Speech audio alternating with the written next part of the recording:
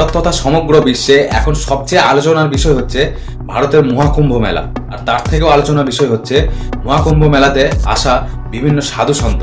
তাদের মধ্যে অন্যতম হচ্ছে এই অভয় সিং নামে এই ছেলেটি, যাকে আপনারা আইআইটি বাবা নামে চেনেন। এই ছেলেটি আইআইটি মুম্বাই থেকে ইঞ্জিনিয়ারিং পাশ করার পর চলে যায় বিদেশে এবং মোটা মাইনের একটা চাকরি জোগাড় করে ফেলে। কিন্তু সে চাকরি করলেও তার মন ছিল আধ্যাত্মিকতায়, তাই সে চাকরি ছেড়ে দেয় এবং পুরোপুরি আধ্যাত্মিকতায় ডুব দেয়।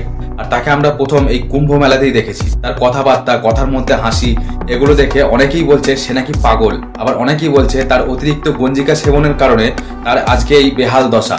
কিন্তু তার কথাগুলো যদি আপনি ভালো মতো শোনেন তাহলে বুঝতে পারবেন তিনি পাগল নন, তিনি অত্যন্ত জ্ঞানী। भारत में आध्यात्मिकता में सबसे बड़ी जो प्रॉब्लम है पेरेंट वाली है। लेकिन एक इंडिपेंडेंट सोल को जो बड़ी है उसको ये फैसला भी नहीं है कि वो अपनी लाइफ के डिसीजन ले सके। फिर फ्रीडम क्या हुई? फिर तो पेरेंट्स ने खरीद लिया उसको, स्लेव बुला लिया। मतलब कि मैंने अपना एक पैदा किया है तो वो मेरी मर्जी का स्लेव है। আজকের দিনে এই ইনস্টাগ্রামে রিল স্ক্রল করা ব্যক্তিরা কি করে বুঝবে এই জ্ঞানী ব্যক্তির কথাগুলি? কোন জ্ঞানী ব্যক্তির কথা বোঝার জন্যও সামান্য জ্ঞান থাকা উচিত।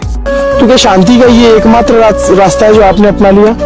रास्ता है, सब कुछ छोड़ दिया।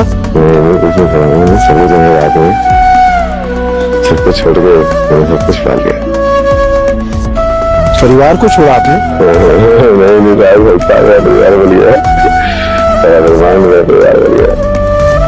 और उनके दुख का क्या, जिनका इकलौता बेटा?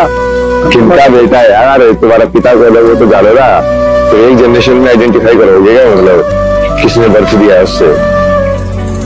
कितनी छोटी चेतना रखो लोग। पहले जन्म में क्या उसे कौन था माँ बाप? उसे पहले जन्म में क्या? उसे पहले जन्म में क्या बने थे तुम? क्या हुआ था? अब कुछ और रह गया है जीवन में?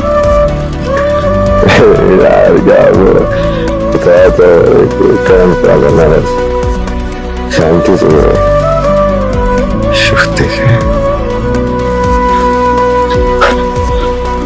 শ্রীকৃষ্ণ মহাভারতে গীতা শোনানোর জন্য অর্জুনকেই বেছে নিয়েছিলেন। অর্জুন ছাড়াও সেখানে আরো অনেক যোদ্ধা ছিল, তাদেরকেও বেছে নিতে পারতেন, কিন্তু না, তিনি বেছে নিয়েছিলেন অর্জুনকে। কারণ অর্জুনের তার বলা গীতার বাণীগুলো বোঝার ক্ষমতা ছিল এবং সেগুলি জীবনে অ্যাপ্লাই করার মতো দক্ষতা ছিল।